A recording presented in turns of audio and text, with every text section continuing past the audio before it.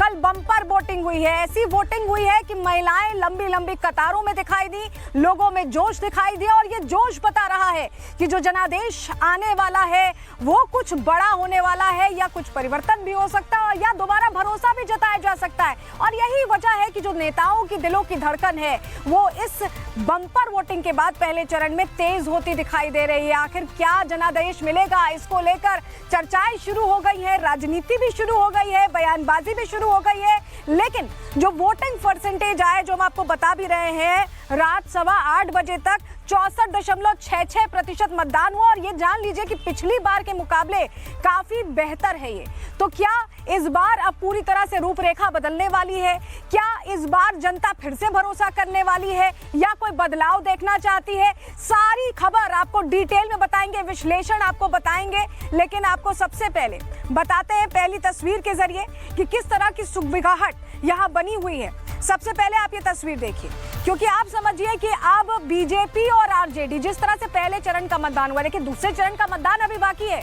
लेकिन ये होता है ना कि पहले चरण से थोड़ा थोड़ा इशारा मिलता है और यही वजह है कि सभी पार्टियां इशारा समझने में लगी हैं कि जनता किस तरफ झुकाव रखती है।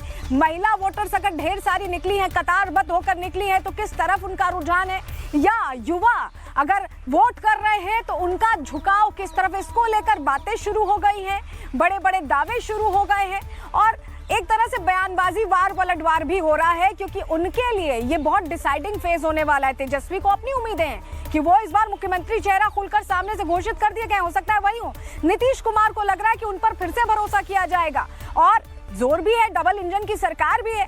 तो ये दोनों दावे और वो चल रहे हैं। लेकिन आप समझिए कि जब बम्पर वोटिंग होती है, हम आपको बताएं कि जब भी बम्पर वोटिंग होती है तो उसके दो पहलू होते हैं। पहला पहलू ये होता है कि हो सकता है कि सरकार फिर से रिपीट हो जाए, लोगों को भरोसा है, लोग भरोसे के साथ निकले। दूसरा पहलू ये भी होता है कि हो सकता है कि दूसरी सरकार बने। लेकिन चलिए अगर हम देखें, कुछ एग्जाम्पल्स आपके सामने रखें, ग्राफिक्स के जरिए जरा आपको बताते हैं कि कैसे जब बम्पर वोटिंग होती है तो ऐसा नहीं है कि सरकारें बदल ही जाती हैं, सरकार कंटिन्यू भी करती है। सबसे पहले आपको बताएं 2023 का आंकड़ा देखिए, आपके सामने हम रख रहे हैं। मध्य प्रदेश में उस वक्त 77% मतदान हुआ था और पिछले चुनाव के मुकाबले 2.08% ज्यादा मतदान हुआ था। लेकिन क्या हुआ, जिस तरह से मतदान ज्यादा हुआ, बातें वहां भी बहुत बड़ी बड़ी की गई, लेकिन बनी किसकी सरकार? बीजेपी की ही सरकार बनी। दूसरा उदाहरण ओडिशा का आपके सामने रख रहे हैं। 2014 में 73.65% मतदान हुआ था, जो कि पिछले चुनाव से 8.35% ज्यादा था। आप समझ रहे हैं कितना मैसिव डिफरेंस था? 8% बहुत होता है। और उसके बाद भी सत्ताधारी बीजेडी थी वहां पर, नवीन पटनायक वाली, और उन्हीं की सरकार कंटिन्यू की थी, दोबारा भरोसा उन्हीं पर दिखाया गया। एक और एग्जाम्पल है गुजरात का। 2012 में चुनाव हुए थे और 11.53% मतदान हुआ था। और ये जो नंबर्स हैं, देखिए एक दो नंबर से फर्क पड़ जाता है चुनावों में, तो ये तो 11.53% है और बहुत अच्छा मैसिव वोट पड़ा था। लेकिन उसके बाद भी उस समय नरेंद्र मोदी, जो अभी हमारे प्रधानमंत्री हैं, उस समय वहां के तत्कालीन मुख्यमंत्री हुआ करते थे और उनकी सरकार रिपीट हुई थी, जनता ने उन पर भरोसा दिखाया था। इसके अलावा बिहार का भी उदाहरण है, क्योंकि बिहार ही चुनाव है, बिहार के ही चुनाव की हम बात कर रहे हैं, यहाँ ही वोटिंग ज्यादा हुई है, तो बिहार का भी उदाहरण आपके सामने रख रहे हैं। डेटा जो हमारे पास है, 2010 में 6.82% ज्यादा वोट पड़े थे और तब भी जनता दल यूनाइटेड के साथ गठबंधन की सत्ता में वापसी हुई थी। तो ये 2010 में हुआ था।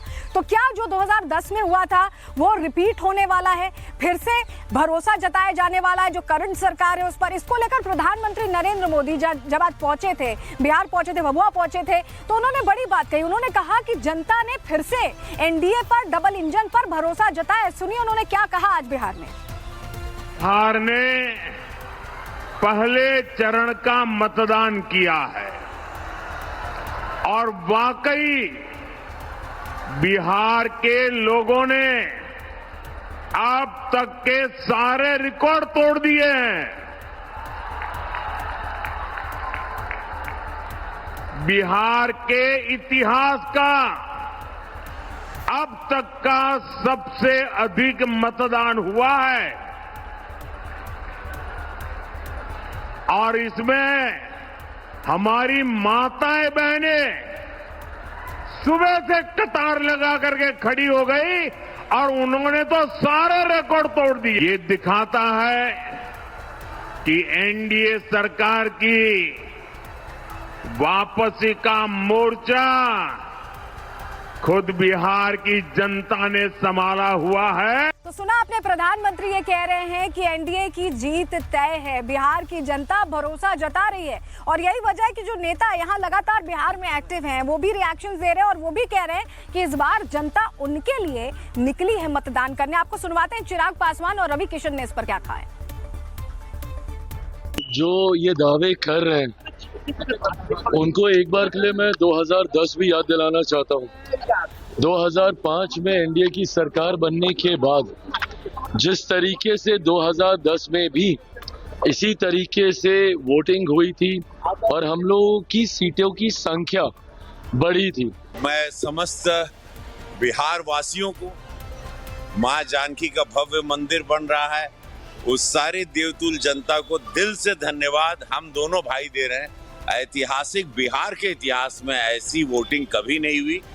भव्य वोटिंग माता बहनों से लेके युवाओं ने और जो आरजेडी के फॉलोअर्स थे वो भी वोट किए, ये सबसे बड़ी उपलब्धि हो गई प्रधानमंत्री मोदी जी की और नीतीश बाबू की विकासों की कि आरजेडी के भी वोटर अब भाजपा को, एनडीए सरकार को वोट कर रहे हैं।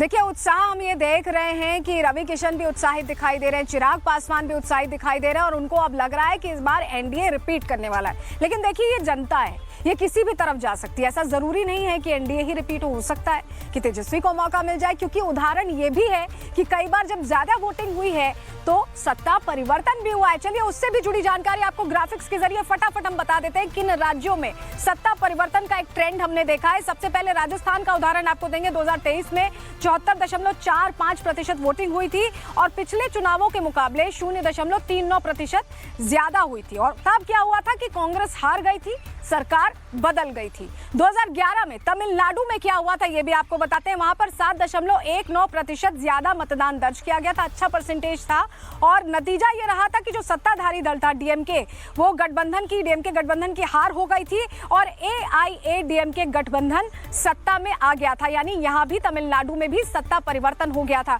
एक और उदाहरण है उत्तर प्रदेश का और बहुत मौजूद है उत्तर प्रदेश का उदाहरण, क्योंकि बिल्कुल लगा हुआ राज्य है बिहार से।